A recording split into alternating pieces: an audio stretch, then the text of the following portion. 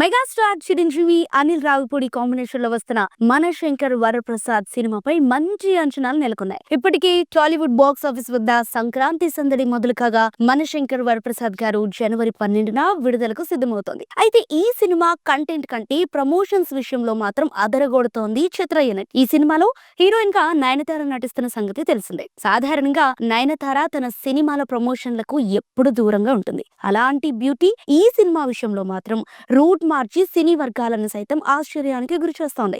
స్వయంగా నయనతారే దర్శకుడు అనిల్ రావిపూడిని నేను ప్రమోషన్ లో పాల్గొంటా, ఎక్కడ మొదలు పెడదామని అడిగినట్లు ఒక వీడియోను రిలీజ్ చేయగా సోషల్ మీడియాలో వైరల్ అవుతోంది. జనవరి 7న హైదరాబాద్ లో ప్రీ రిలీజ్ ఈవెంట్ కు ప్లాన్ చేస్తున్నారు. అలాగే రిలీజ్ టైం దగ్గర పడటంతో జనవరి 6 సెన్సార్ కార్యక్రమాలు పూర్తి చేసుకోనుంది. ఈ సినిమాలో చిరంజీవి క్యారెక్టరైజేషన్ చాలా విభిన్నంగా ఉండబోతోందని చెబుతున్నారు. దానికి తోడు ఈ సినిమాలో విక్టరీ వెంకటేష్ కూడా కీలక పాత్రలో నటిస్తూ ఉండటంతో అంచనాలు మరింత పెరుగుతున్నాయి. మరి సంక్రాంతి బరిలో మనశంకర్ వరప్రసాద్ ఎలాంటి రికార్డులు సృష్టిస్తుందో చూడాలి. బాక్స్ ఆఫీస్ షేక్ అవబోతుంది అని చెప్పి, ఎందుకంటే ట్రైలర్ అలా ఉందన్నమాట.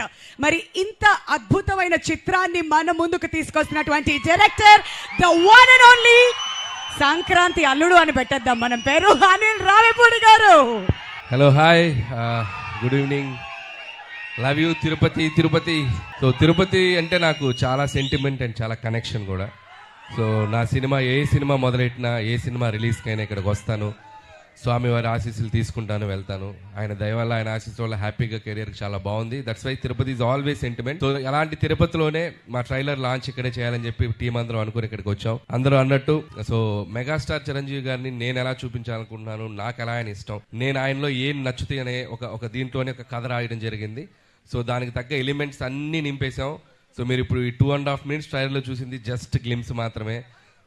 2 గంటల 35 నిమిషాలు ఒకసారి మీరు ఒక టైం మిషన్ ఎక్కి అలా జర్ర ఒక రౌండ్ వేసి వస్తారు. అదైతే మీకు పక్కా గ్యారంటీ. అండ్ చిరంజీవి గారు ఎప్పుడు మనకి సహజంగా మన పక్కన మన లీడర్ రాజు, లేకపోతే మన ఆటో జానీ, మన గ్యాంగ్ లీడర్లో రాజారాం, ఇలాంటి క్యారెక్టర్స్లో ఎప్పుడు కనిపించిన ఆయనకు మనకు విపరీతంగా నచ్చుతారు. ఆ ఎనర్జీ లెవెల్స్, ఆయన టైమింగ్ ఎక్స్ట్రాడినరీగా ఉంటాయి. సో నేను ఆ బేసిస్లోనే ఈ శంకర్ వరప్రసాద్ గారు అనే క్యారెక్టర్ రాసుకోవడం జరిగింది. అండ్ పేరు కూడా అదే పెట్టడం జరిగింది. అండ్ నిజంగా చిరంజీవి గారిలో ఉన్నటువంటి ఒక ఫన్ టైమింగ్, చిరంజీవి గారిలో ఉన్నటువంటి ఒక న్యాచురల్ ఎక్స్ప్రెషన్స్, రియాక్షన్స్ అన్ని ఈ సినిమాలో బాగా ఎక్స్ప్లోర్ చేసాం. నేను రాసిన దానికంటే నేను చెప్పినప్పుడు నా ఎగ్జిక్యూషన్లో చిరంజీవి గారు దాన్ని ఇంకా 100 times చాలా ఇంప్రూవ్ బెటర్ అయిపోయింది ఆయన పెర్ఫార్మెన్స్ తోటి.